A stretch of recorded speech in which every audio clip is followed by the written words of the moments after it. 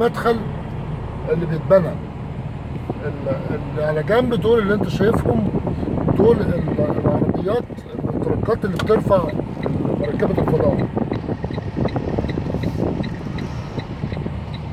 مركبة الفضاء دي الواحدة من دول بتوصل حوالي 2 مليون باوند، ترفع 2 مليون، وزنها 2 مليون باوند. النهارده السبت، انا اتأخرت شوية في النوم، بس كويس ان السبت بيبقى يوم طويل شوية، يعني عادة بيقفلوا الساعة 6، النهارده بيقفلوا الساعة اعتقد 7 او 8، هنشوف دلوقتي. طول ما انت داخل في السكة النهارده كان في ظاهرة، بص في السماء تلاقي السماء متلغمة طيور، وبعدين وانا داخل كان في بولد ايجل. اهو بص بولد ايجل اهو، ده ادي واحدة. البولد ايجل اللي هو النسر الاصلع، كان بس واحد كبير كبير قوي، وكان واقف على في منطقة، بس ما كنتش اقدر اقف لان هنا ممنوع الوقوف في السكة يعني، والطريق فيه ما فيش فيه مكان وقوف، ما تقدرش تقف بالعربية لسبب واحد، مش لانهم عايزين يغلسوا عليك. هنا اللي ما بيعرفش ممكن يفقد حياته. دي منطقة اليجيتورز. الاليجيتورز اللي هي زي التمساح، التمساح اسمه كروكودايل. الاليجيتورز بيطلع من المية ويخش في الشجر، وممكن يموت اي حد، يهاجم حد يقطعه يعني، فعشان كده بيمنعوا الوقوف، محدش يقف الا لما يكون يعني قاري شويه ودارس ومعاه سلاح معين ومعاه جزم معينه وكده. وبعدين قبل ما اخش هنا بيعملوا ايه؟ يعملوا المنطقه اللي فيها الناس اللي جايين من بره، المنطقه اللي يسمح لك بالوقوف فيها، بيعملوا فيها سور سلك، بس السلك ده يجوا على فوق. مثلا بص السور ده كده اللي قدامك، ده مش سور سلك، ده سور حديد. يجوا على الجزء الفوقاني من السور السلك، القدم الفوقاني، ويتنوه تانية جامدة، لأن الأليجيتور ممكن يطلع على السور ويخش جوه المكان ويأذي الناس. ففي حاجة بيسموها أليجيتور فري زون، يعني مناطق ما يخشش فيها الأليجيتور.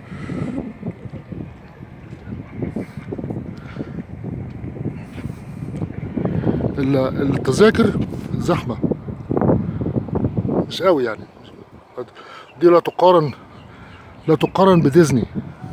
ديزني بتبقى زحمه جامده. هنا ما يجيش الا ناس، يعني مش الناس اللي جايه مش هنا بس، مش هنا ما فيش ترفيه جامد، غير هنا معلومات جامده، والمعلومات الجامده دي مش اي شخص يتحملها.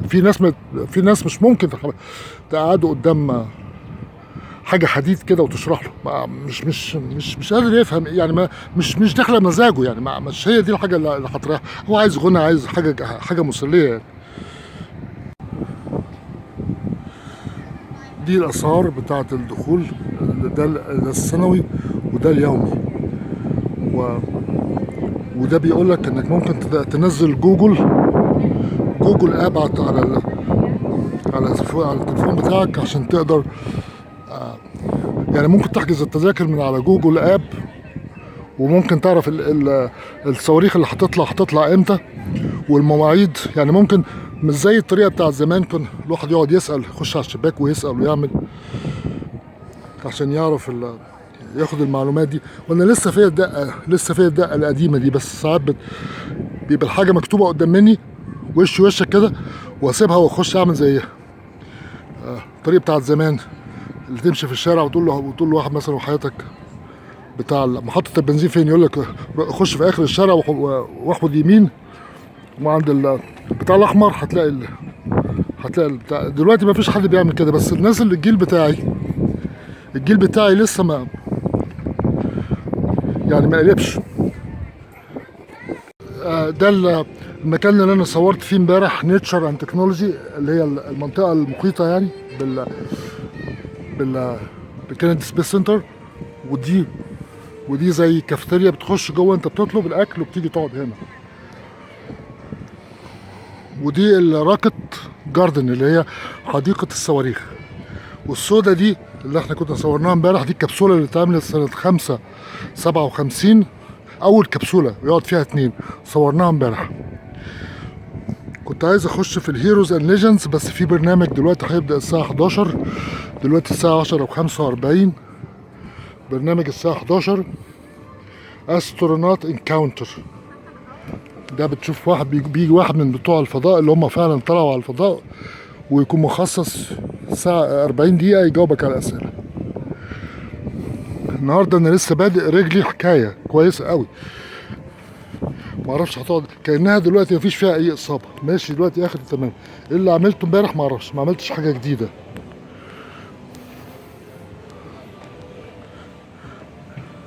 ولا جايز عملت حاجة جديدة وأنا مش فاكر. تتنقل من الجاردن اوف راكتس تخش الممر التاني. دي اول كافتيريا اللي هي اللي صورتها من الجنب انا كده زي ما انت شايف هنا، اسمها راكت جاردن كافيه. وجنبها اليونيفرس ثياتر اللي هو بيجوا فوق بيتعمل فيه كذا حاجه. واحد بيجي من بتوع الفضاء، رواد الفضاء، ويلقي محاضره او يلخص لك الرساله. وجنب منها هناك الاي تي اكس اللي هو الاسترونوت تريننج ميشن، جنبها على طول جنب بتاع الايس كريم الاي تي اكس. وقدامه زي ما انت شايف ناس عماله بتعمل حاجات فنيه على الارض، استعداد للموسم. الموسم ده احنا دلوقتي ده شهر الموسم، ده ديسمبر احنا دلوقتي. وده بتاع جيرني تو مارس، دي محطه الفضاء العالميه. ودي انا ما اعرفش ايه، اعتقد مكان بيقعدوا فيه بس للاطفال.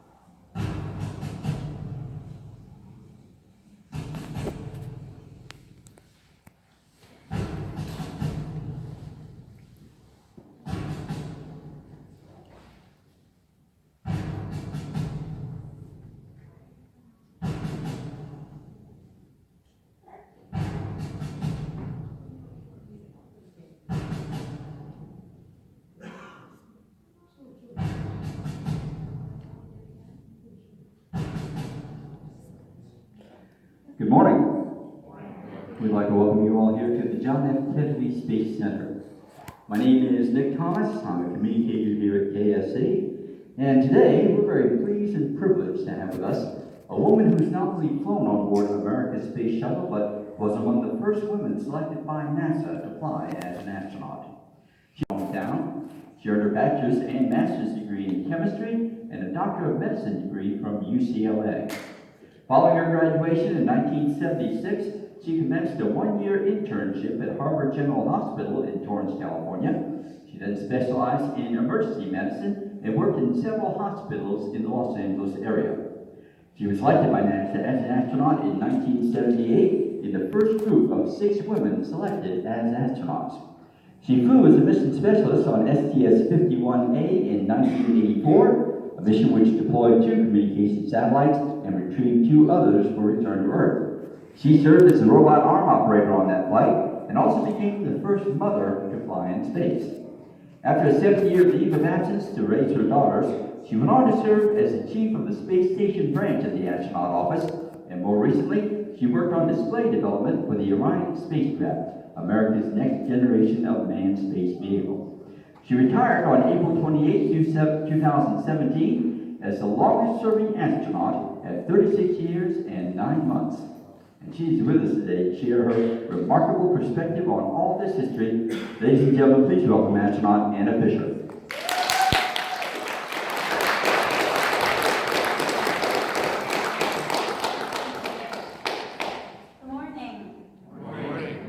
I'm so happy to be here with you this morning. I get to be here for the next 6 days speaking to people from all over the world. And it's something I really enjoy, getting the opportunity to come back here to the Kennedy Space Center. It almost feels like I'm coming back home because I've spent so much time here. What I'd like to do today is I'm going to talk to you a bit about my journey of going into space, my flight, a little bit about training, and then I'm going to try to leave some time at the end for a little bit of question and answer. So with that, we'll go ahead and get started.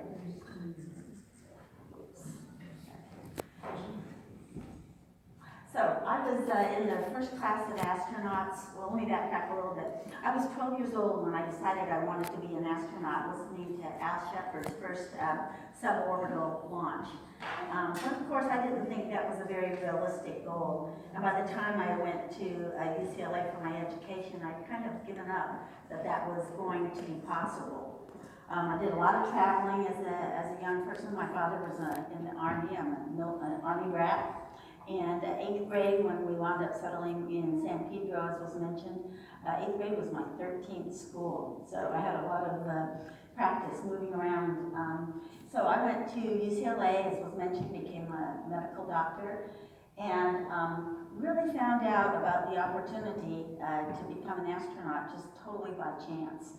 A conversation with one of my friends that had the NASA newsletter. So I found out like about a month before the deadline, and in June of 1977, and found out that I was being interviewed about 6 weeks after that. I submitted my application, and then in January of 78, found out that I was one of 35 people being selected for the Space Shuttle program for the first time. There were 15 pilots and 20 mission specialists. So there's 2 pathways to become an astronaut. You can either become a pilot, go through the military, be a test pilot, or become a mission specialist with an advanced degree in pretty much any area of science.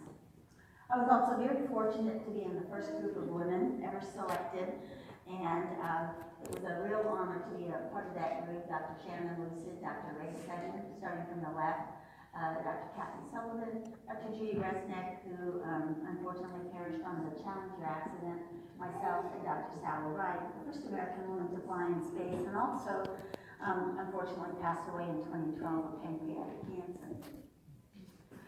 So we are based at the Johnson Space Center. Most of from here at the Kennedy Space Center.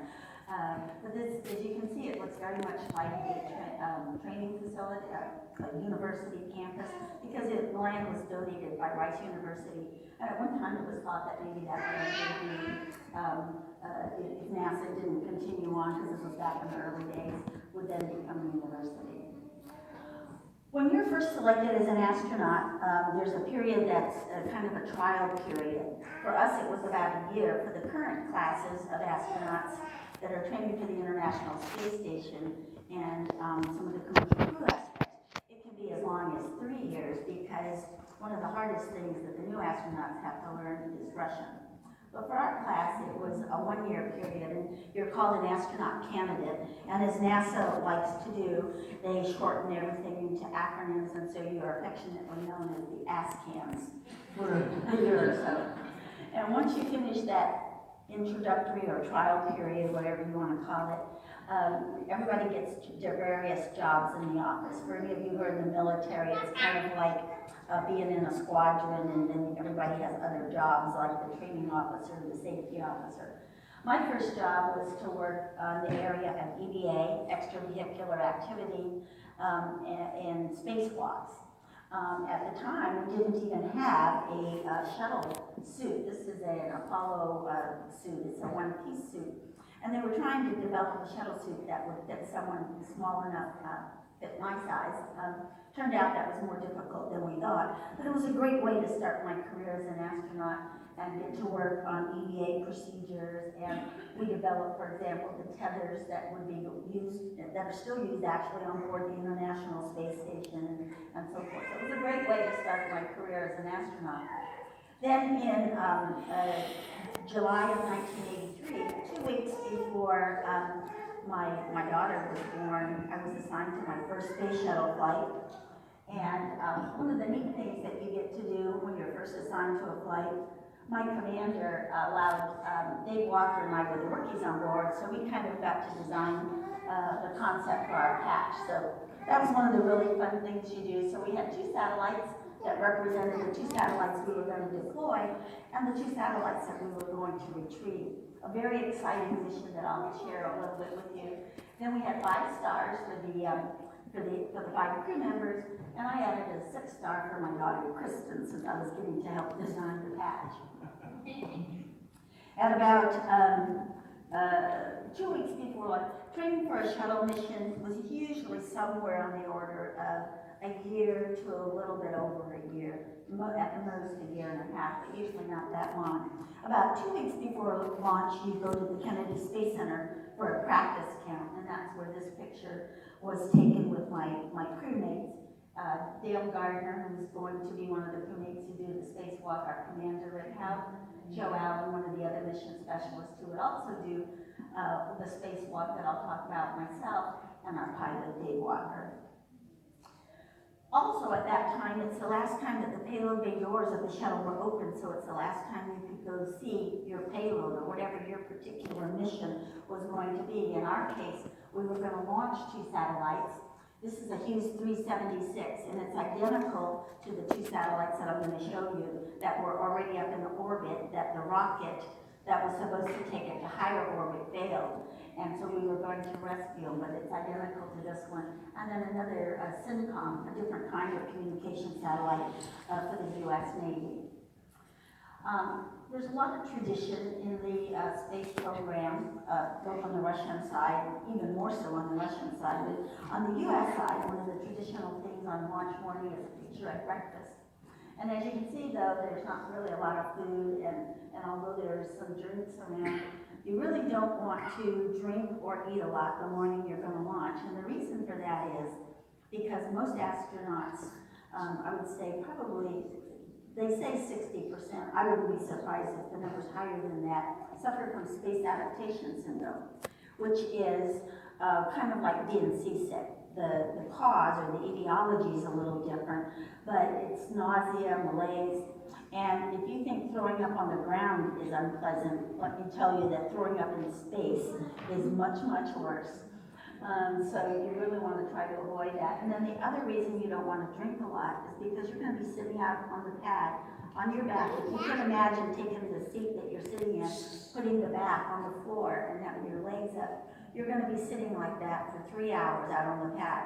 And if you don't drink even a single thing, you are going to have to go to the bathroom really badly.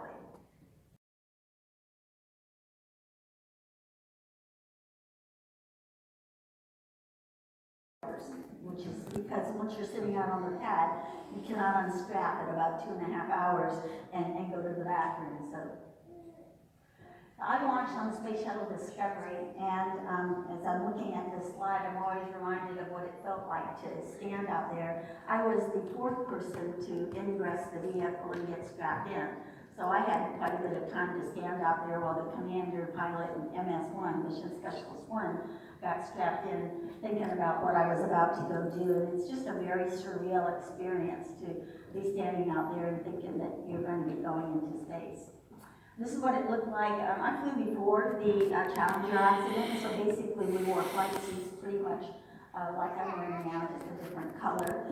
And this is where the commander sits, the pilot, Mission Specialist 1, which was Joe Allen, and I was Mission Specialist 2, sitting in this seat. And as you can see, I have a really good view of all the displays and switches and everything. So my job for ascent entry was to be sure that we were on the timeline doing everything we were supposed to do, and if there were a malfunction, to make sure we were executing the correct procedures. And as was also mentioned, I would be the robotic arm operator on orbit. We lifted off on the morning of November 8th, 1984. We had a one-day delay because the winds at altitude were too high. And here you see as we're lifting off, and then this is a close-up looking at the configuration of the shuttle. There's the large external tanks providing fuel to the three main engines, the two solid rocket boosters on either side, and there's over 7 million pounds of thrust at liftoff when the shuttle ignitions ignite. So now what I'd like to do is, if you can imagine, as I said, that your seat is back on the floor and you're sitting out on the pad, I'm just going to show you a brief video of what it's like to launch on the space shuttle. At about 10 seconds before launch, the computer sent a command to start the three main engines, except the two main engines to make sure that everything is functioning properly. And when the computer is satisfied, the engines are fine, sends the command to the solid rocket boosters. And when the solid rocket boosters ignite, you may not know where you're going, but you definitely know you're going somewhere in a hurry. During the first stage, in this slide, there's a lot of vibration, a lot of noise. One of my colleagues described it as driving a pickup truck in the dirt with a bunch of tools rattling around in the back. As the shuttle, SRBs, the solid rocket boosters, burned for about 2 minutes, and that is called first stage for a shuttle launch. At about a little over 2 minutes into the flight, the command was sent by the computers to jettison the solid rocket boosters. They fall to the ocean, they have parachutes, and are recovered by the teams here at the Kennedy Space Center and reused. The shuttle then continues on the three main engines for about another 6.5 minutes. And after that, once the solid rocket boosters are gone, the ride is as smooth as glass. Just a constant acceleration. You go from 0 miles per hour to 17,500 miles per hour in 8.5 minutes. At about 6 to 6.5 minutes, you're experiencing about 3 Gs, which means like if you weigh 100 pounds here on the ground, you would weigh briefly about 300 pounds, but the Gs are through your chest, so it's a little hard to breathe, but really not that uncomfortable. And then in an instant, the minute the computer sent the command to shut off the main engines, you go from 3 Gs to 0 Gs just in a second. And you can almost feel the blood in your legs that normally pools in your legs shifting to your central venous system. And if you look at pictures of astronauts, the first one is fluid chest, it's really great because it gets rid of all your wrinkles. Unfortunately, they all come back later on. But, so now what I'd like to do, although the shuttle isn't flying anymore, I'd just like to share with you a little bit about what it was like to live and work on board the space shuttle. And because a lot of the things are similar, whether you're going to talk about one of the new spacecraft that we're building or whether you're talking about the International Space Station, there's a lot of commonality because we learned a lot from being on the shuttle. One of the things that the shuttle had was a lot of checklists. We had checklists for everything. That particular checklist you see here is our crew activity plan, which was our Bible on board. the shuttle, because it told us what we were gonna be doing every minute of our flight. Everything was color-coded. Red was for the commander, yellow for the pilot, blue for MS1, green for MS2. That way, when you looked at a checklist or you looked at some food that was in a package or whatever, you could immediately tell whose it was without having to read anything. The shuttle is like a two-story, little tiny apartment, if you will.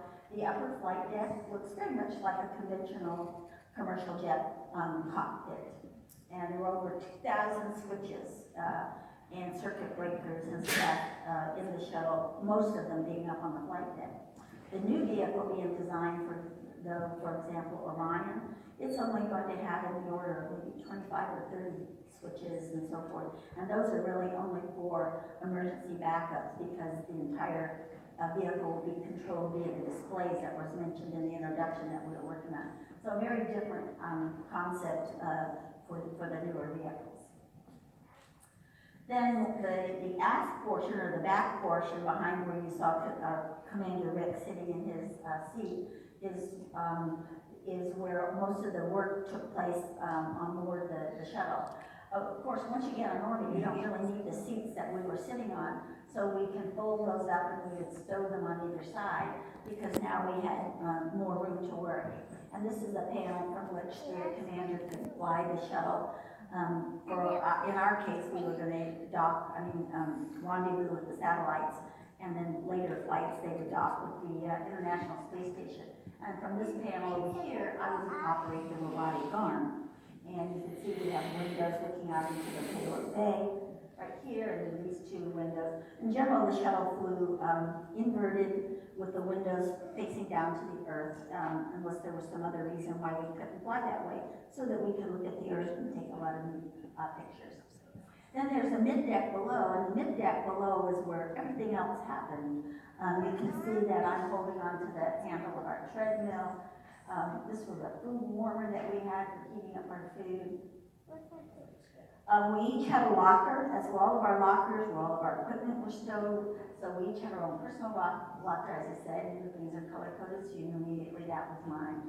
And here you can see I'm demonstrating space hair, and such thing as flathead or bedhead hair on orbit. And I'm wearing a necklace, actually, the same necklace that I'm wearing right today. And then we had, pictures of our families and where we went to school, what military branch we served in, all that sort of stuff. After a couple of days, I felt like I was back in my dorm room at UCLA. A little bit about the food on space in orbit. The food was very much like backpacking food. I really wasn't hungry for about 2 days. I was one of the ones that had space adaptation syndrome.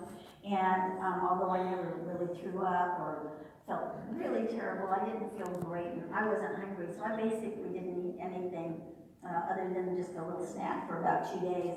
I woke up on the morning of the third day and I was absolutely starving. I had, my first thing I wanted to eat was a hot dog. It was the best hot dog I've ever eaten, probably also the most expensive. You calculate, weight to orbit and all that sort of stuff.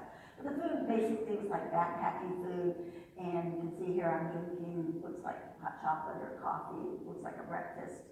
We would have a tray and we would take turns making the meals and adding water, rehydrating. You can see here's a straw, and it has a check valve on it because you certainly don't want any fluids getting out and getting into your electronics. But the food was good. My other favorite food was the beef stroganoff. It was really good. A little bit about sleeping in space. I still remember, even all these years later, how strange it felt the first night I got on orbit. Because I really felt like I wanted a pillow or somewhere to put my head. But you really don't have to.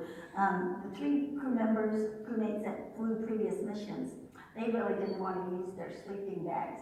These are actually sleeping bags that you can get inside, and it has holes for your arms to go out. And if you go on the internet, you can see crews that use those to kind of wedge myself between 2 sleeping bags and make it kind of like a little hammocky arrangement. I just felt a little more secure that way and slept better. But this picture was taken on the 8th day as we're packing up, getting ready to go home. I was taking a little power nap. And you can see I'm just sleeping, floating, and I'm just tethered to the handle of that treadmill. So you can really just sleep anywhere. It's just more that it's disorienting if you fall asleep in one place and then float and wake up somewhere else. Plus you annoy your crewmates, so you really don't want to do that. So a little bit, everybody wants to know how you go to the bathroom in space, but nobody wants to ask. So here you see Dave Walker as he's getting ready. Hopefully he's just simulating the waste management system on board the shuttle. Very much like a porta potty that you'll see, at a festival or music festival or whatever. And it uses vacuum suction to help things along. And so with that, I'll let you leave the rest to your imagination. When we started flying Next Gender Cruise, we added this privacy curtain, but as you can see, you really don't have a lot of privacy, and so you get to know your crewmates very well, perhaps better than you want to. So a little bit about what we did on our flight, because this was a really exciting mission. We had not, NASA had never done anything like this before. Nobody had ever brought hardware back from space, and particularly not hardware as large as this. The only thing we'd ever brought back were the lunar rocks from the Apollo missions. So we launched 2 satellites on day 2 and day 3. Day 4 was the day that we were getting ready to go do these 2 very long days where we were going to do spacewalks, get the satellites back. Day 4 was the day we prepared, checking out all our sensors, checking out the spacesuits. And then on day 5 and then on day 7, we rescued the Palapa and the Westar satellites that had been launched on an earlier shuttle mission in February of 1984. Here you see my crewmate, Dale Gardner, with the manned maneuvering backpack flying over to the satellite. And you have to realize these satellites were not designed to be retrieved. They had solar arrays all around them, they're very fragile, so there's really no way to grab them, and they weren't designed, they didn't have a grapple. In order to use a robotic arm, you need to have a grapple fixture to grab it, and of course there wasn't one on the satellite, so we had to figure out a way to get a grapple fixture on this device called the Stinger, so that I could grab it with a robotic arm. And then we wound up changing that a little bit while we were on orbit. We wound up, as I operated the arm, Joe Allen was on the end of the arm and he grabbed the satellite. And then Dale, after he brought it over to him, would release them. Anyway, pretty exciting. A lot of new things that we got to do. Wouldn't have traded me on that mission for anything in the world. Now we had to figure out how to hook the satellites into the payload bay so that they didn't come loose, because of course that would have been catastrophic during entry. So we had to attach another piece of hardware to the bottom that would hook it into the payload bay. So finally, at the end of the second spacewalk, here we are, and my crewmates brought out their little for sale sign, which was kind of a joke, but not entirely, because the insurance underwriters, Lloyd's of London, and some other companies in the United States were really very happy about getting these satellites back, and they were refurbished and then launched about 3 years later. By that time, the Challenger accident had happened, and so they were launched by the Chinese government. So then we had our last day on orbit, packing up, getting ready to go home, and we did our deorbit burn on the morning of the 9th day. Here you see it, we're getting ready to enter. This is a shot a friend of mine took as we went overhead in Houston, and then we landed at the Kennedy Space Center. We were the second flight of Discovery and the second landing of the space shuttle at the Kennedy Space Center. And we were met by customs officials asking if we had anything to declare. So here we are. I remember when we touched down, I felt like an 800-pound gorilla. And we were all very unsteady. You can see we're all holding on very tightly to the railings as we're walking out. Later flights, they no longer had to do that, which is probably a good thing. And then we landed about 7:30 in the morning, and we came back over here to crew quarters just down the road, took a shower, went back home, and was probably back in Houston about 2 or 3 that afternoon. I cannot tell you how surreal an experience it is to be in space in the morning and back home and in your house in your bed that night. It's quite surreal. So with that, I thought I would just look at my time here. Do I have a little more time, Nick, or do I need to stop? Oh, go ahead. I'll just show you a few bit. Sorry, I always get very excited about what I'm talking, and I'm always running over. So I just want to show you a bit about the beautiful shots in space. Every photographer tries to capture a perfect sunrise or sunset. And when you're in space, it takes 90 minutes to go around the Earth. And so you can see a sunrise or a sunrise, a sunset or a sunrise every 45 minutes. And they are spectacular. This is the Aurora Borealis. This is looking into the Mediterranean. This is the Sinai Peninsula. And one of the things you'll hear every astronaut or cosmonaut say is that, you know, from space you don't see any borders. And I know I'm trivializing history and all of that, but it does seem when you look at our planet from space that all the conflicts we have, you know, kind of seem sad and meaningless in a way, because it's such a beautiful planet that we have. And if you look into the blackness of space, you know, you really think we should appreciate it and appreciate the short time we have here. This is the Himalayas. And then the views in the daytime are amazing, but the nighttime views are spectacular. This is looking at Greece, Tokyo and Tokyo Harbor, the Nile Delta, and it's indeed Africa at night is just a very dark continent, with the exception of the lights along the Nile River. As contrasted to the United States, here we're lit up like a Christmas tree. This is the Florida looking up the eastern seaboard, and we launched with a full moon, so you can see the moon reflecting on the ocean. This is Los Angeles. I see my home right down here. Right, and then this is Houston, the Kennedy Space Center, right here, where you see the two launch pads, 39A being the vertical assembly building, and the 15,000-foot runway. And again, to go from the west coast to the east coast, just like ascent, takes about 8.5 minutes or so, to give you an idea. And then I just really like looking at this shot of Europe with the huge labels, so I don't have to try to remember them all. And then I just love this shot of the River of Italy.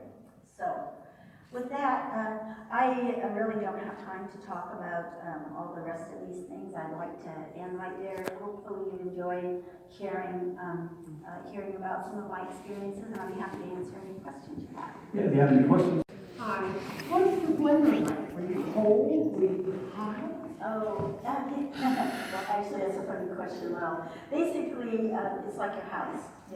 You have your thermal control system, and you can regulate it and set the temperature. But the reason it's a funny question, my crewmate Dale Gardner and I had a kind of running battle the entire, as I'm sure some of you can relate to who are married. And I liked it a little colder, so I get up in the middle of the night and I turn colder. And he was sleeping in the airlock, which, as it turned out, was probably one of the colder places on board the shuttle.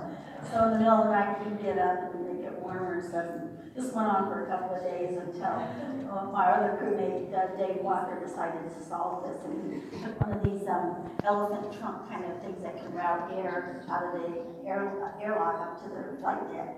So the next morning we woke up and everybody was happy, except Rick, our commander, said, we all said, how do you sleep? He said, well, it's really great, except my feet were freezing.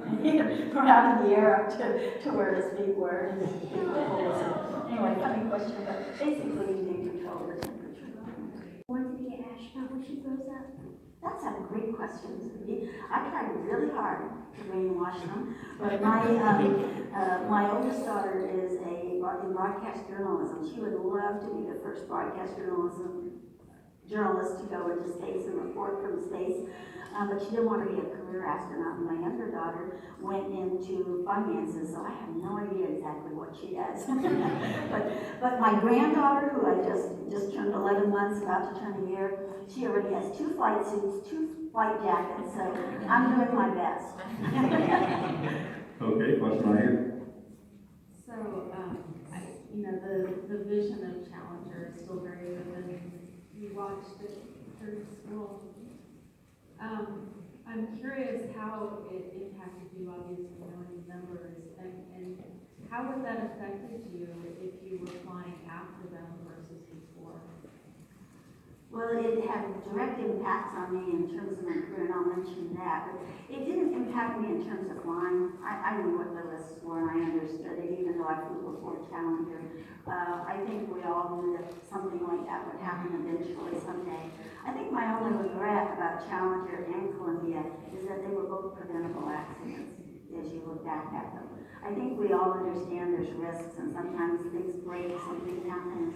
But both of those accidents, if you study them and everything, were really due to poor decision making. And so that's the part I find hardest. It impacted me directly in that I was about 6 weeks from my second flight when Challenger happened. We decided to have our second daughter, and I found out that 2 children is a lot more work than more than twice having one, trying to work and having a very demanding job. And so I wound up taking leave of absence and coming back, which is another long story. Which for any of you who go to lunch with an astronaut, I talk about all those personal things at my lunch talk that I don't have as much time here talking about. So it impacted me pretty much directly in terms of my career. But in terms of the knowledge that you were going to do something risky, even though it hadn't happened yet, we all knew that that was a possibility. Okay, we'll take a couple more questions. Yes, what would the height minimum be to go into the program? It was 5% female to 95% male was what and I think, do you know how tall Mary Cleve is? She's probably 5? Mary is maybe? 5 and change. 5 And she's probably the smallest, the shortest of all the astronauts. And there were some issues for her with getting some of the equipment to fit and everything. But about 5 feet is probably about the smallest you could be. How long does it take to get to the moon from the Earth? Say again? How long does it take to get to the moon from the Earth? About 3.5, 4 days, something like that. You know, kind of depends what the particular trajectory is. But I firmly believe that we should go back to the moon before we try to go to Mars. At the moment, going to Mars was, I think they launched the Mars Insight in January, and it just arrived. So it's a several-month process. You know, we're still working on what the propulsion would be, and you know, there might be other ways to go faster. But it's definitely a lot better to be 3.5, 4 days from home than 6 months or so from home, as we're learning how to live on another body or planet or whatever. So, you know, that's my personal opinion, but hopefully it looks like that's what the rest of the community agrees with as well. Now we're going to set up with a photo opportunity with Anna. Out in the lobby, we're going to set you up into a single file line. Please have your cameras ready. I'll be glad to take.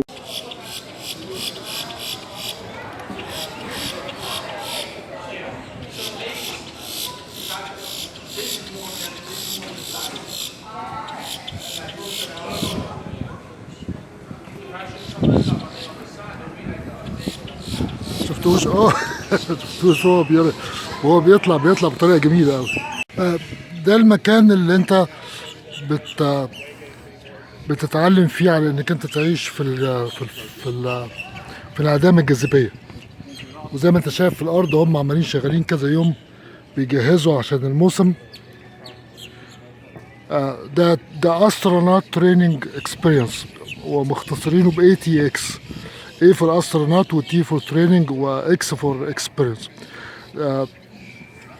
ده بتدفع فيه مبلغ حاجة زي أقصى حاجة هنا حوالي $175 زيادة عشان تتعلم ازاي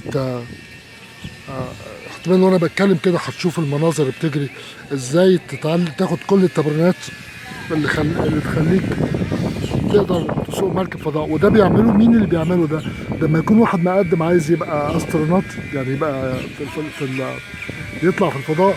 عادة اللي بيقدم بيفشل مرة 2 3 4. في ناس يعني بيقول لك القصة بتاعته بيفشل 10 مرات، يرفضوه مرة، يرفضوه 2، يرفضوه 3، لأن فيها امتحانات وحاجات زي كده. بس لو كل ما بيصر بيقبلوه في الآخر. لازم يكون متعلم واخد كذا درجة جامعية، على الأقل 3 4 درجات جامعية، أو على الأقل 2 يعني. لازم يكون في عنده خلفية هندسية، خلفية طب، خلفية رياضة، بس مش شرط. بس لازم يعدي امتحان، ولازم يبقى وزنه معقول، ما يبقاش وزنه تقيل. فهنا والناس دول بيقعد، يعني هو لما يكون واحد مجنون بالحاجات دي هيعمل بيجي هنا بيتمرن وبيدفع فلوس هو مش شرط يعني، بس هو عشان بس يبقى عارف ايه الاسئله اللي هيسالوها له. اللي جنبه ده مارس روفر. مارس اللي هو المريخ. روفر اللي هو الكرانك او البسكليته اللي بتمشي على المريخ، او اللي هو بيسموه المتجول اللي بيمشي على المريخ. انا لسه ما رحتوش ده. وده اللي قدامك ده الباص تيرمينال اللي هو بياخدك بيلففك حوالين اللي بيطلعك من هنا. انت هنا واقف في الفيزيتور سنتر اللي هو فيه الحاجات الاساسيه، الفيديوهات والكاميرات والافلام والصواريخ وكده. عشان تشوف الحاجات الميدانيه لازم تطلع من هنا عشان تتجول، عشان تشوف قواعد اطلاق الصواريخ والحاجات دي كلها. وازاي بيعملوا القياسات على لما تحصل مثلا، ازاي بيعرفوا مثلا ان في صاعقه هتيجي او الرعد هينزل او برق هينزل. بتشوف الاجهزه اللي محطوطه في الارض وبتقيس كهرباء الارض وحاجات بسيطه، هي من الناحيه العلميه بسيطه، بس في الاول اللي بيشوفها في الاول ما يعرفش هو بيبص على ايه.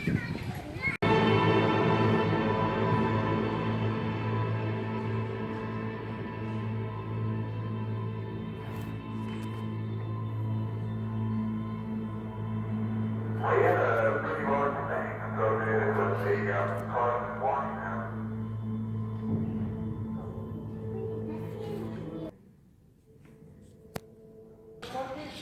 ده الروفر، المارس روفر، اللي هو اللي بيسموه الجوال اللي هيتجول فوق المريخ. وده المكان بتاع الايه اللي بتشتري منه الهدايا والحاجات دي. الروفر شكله جميل قوي.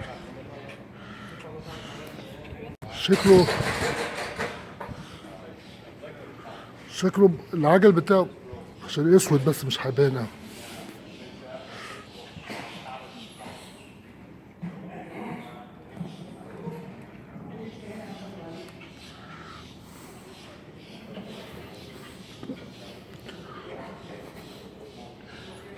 العجل ده كانوا بيفكروا فيه يعملوه ازاي عشان الرملة اللي على المريخ. طبعا المريخ ده يعني مش، هما بيقولوا في 10 سنين هيوصلوا ده عشان يحطوا البلوة دي على المريخ محتاجين قوة دفع جبارة.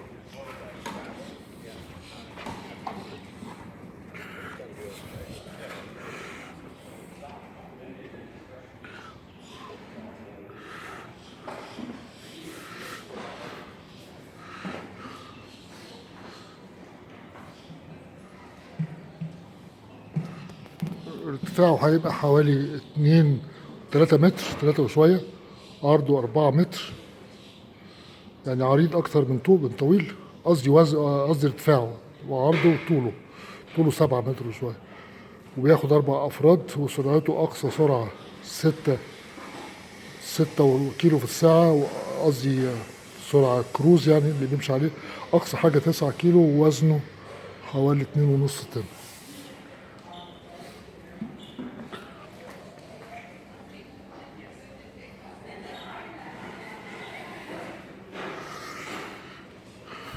vehicle navigator modes.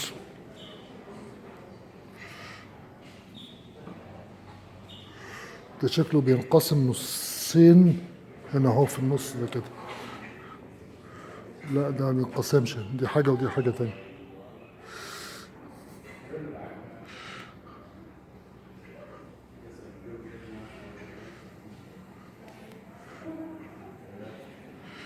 ده وزنه على الأرض 2.5 كيلو. وزنه على المريخ هيبقى تقريبا قصدي 2.5 طن. وزنه على المريخ هيبقى تقريبا طن، عشان جاذبية المريخ ربع، قصدي 40% من جاذبية الأرض. نيتروجين فيلد كور ستامل.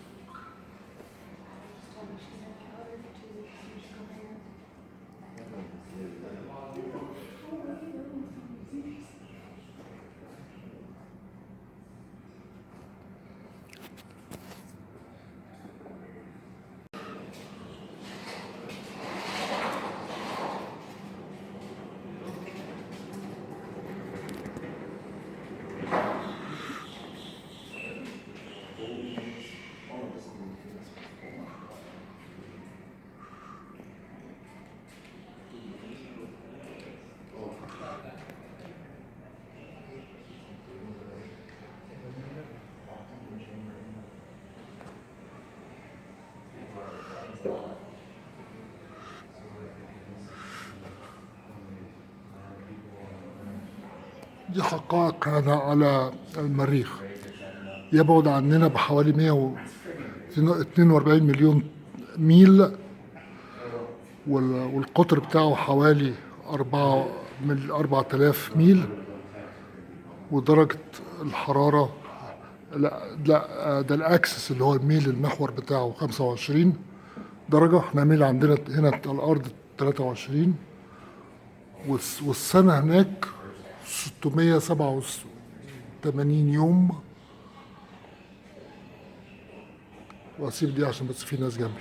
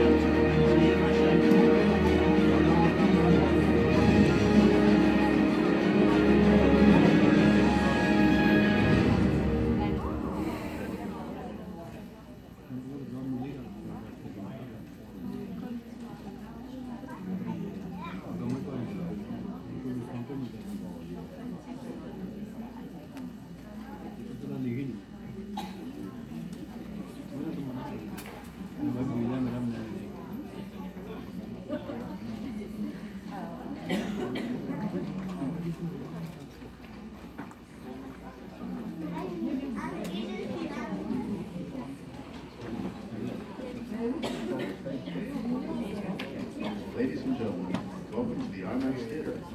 Please move all the way to the left before taking a seat. All seats have excellent view. Thank you.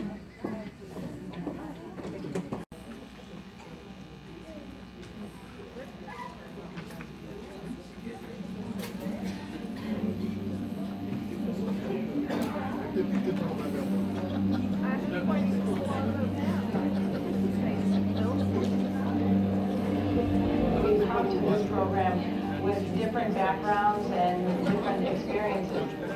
We have a chance to build upon a new launch capability for America. We're part of a partnership, and part of the partnership is to have different abilities, and so the United States having access is extremely important to the effort. One of the things that really gave us the opportunity to be ready for this is all those systems on the space station or on the space shuttle that we had to learn in order to be prepared for a space flight. So it's really has set us up for a mindset of learning new things and being ready for whatever comes at us.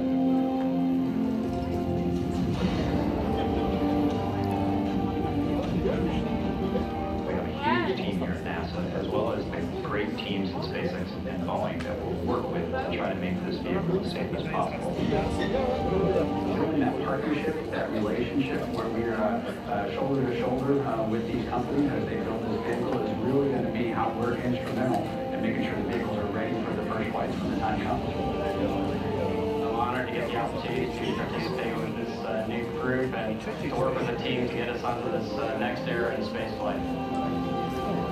I remember when I launched from Kennedy the first time on a U.S. space shuttle, and it was pretty amazing. So I can only imagine what it's going to be like after this long period of time to get back on a spacecraft at Kennedy and have all the family and friends and people from all over the country watching. That's going to be pretty special.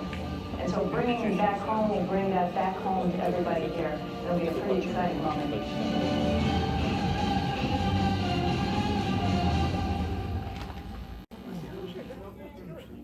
On behalf of the Kennedy Space Center Visitor Complex, welcome to our IMAX presentation.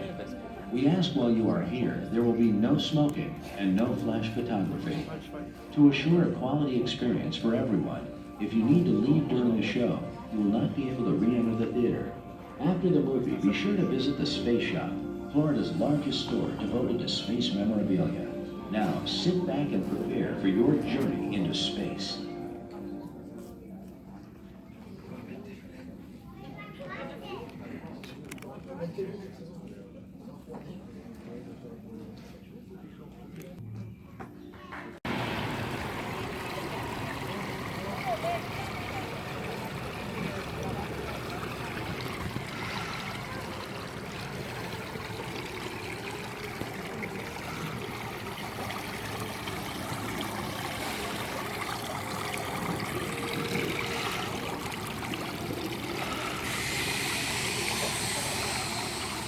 جايز بيشرح الجاذبية، بس هي الفكرة دي مش يعني مش تمام قوي.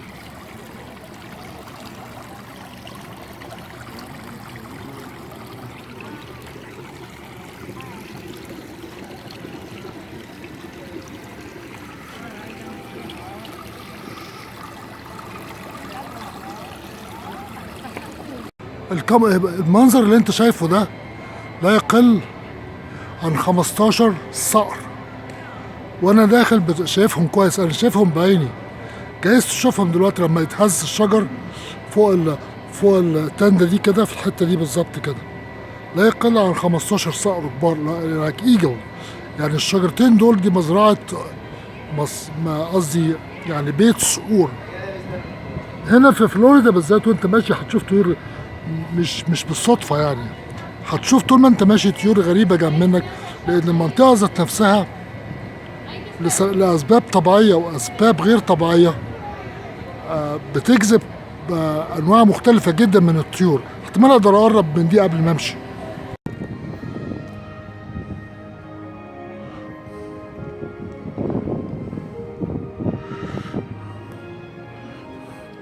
دي جولة كده ورا أتلانتس. ما شفتش المكان اللي ورا ده فيه.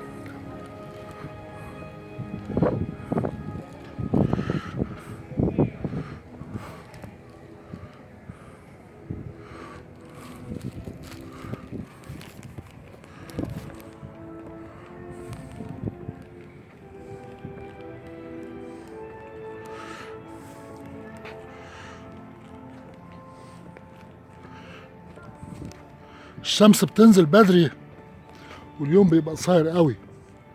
دلوقتي احنا يعني الساعة 5:25. كنت متصور ان هم هيقعدوا بعد، هيتأخروا شوية. طلعت غلطان، بيقفلوا الساعة 6 بالظبط.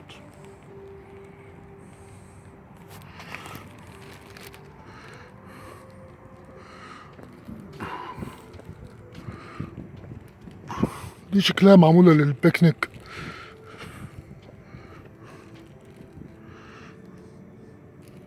ده كده الغرب.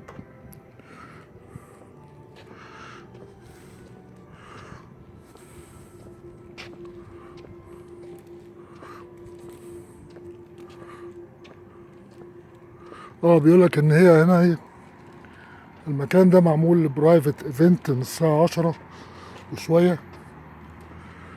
برايفت ايفنت يعني حاجة زي تجمعات او حاجة، او محاضرات، او شركة بتبيع حاجات، حاجة زي كده.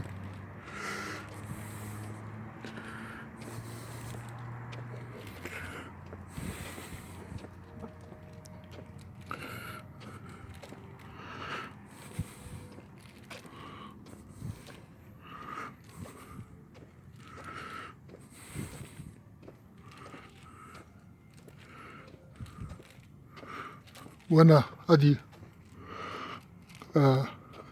زي بالظبط كده مسرح مشاهدة.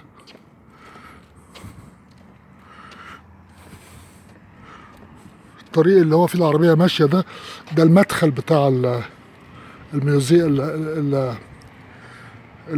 المتحف. ده المدخل الأساسي اللي عند السور الأسود.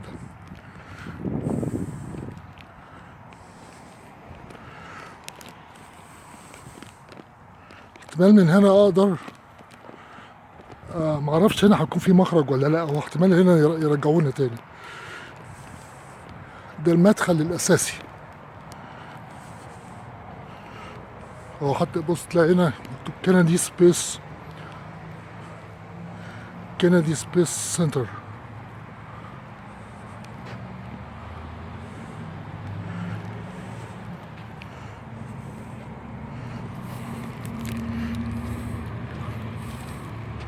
لسبب او اخر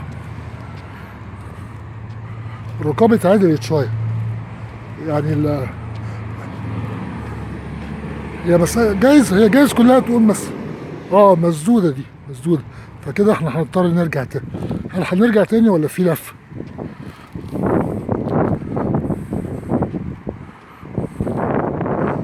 شكلها باخ كده، مفيش لفة، دي الزبالة بتاعتهم. جايز يكون في لفة، جايز ممكن لو ستحشر لو دخلت. مفيش، هو مادام مفيش ممنوع الدخول هنلف.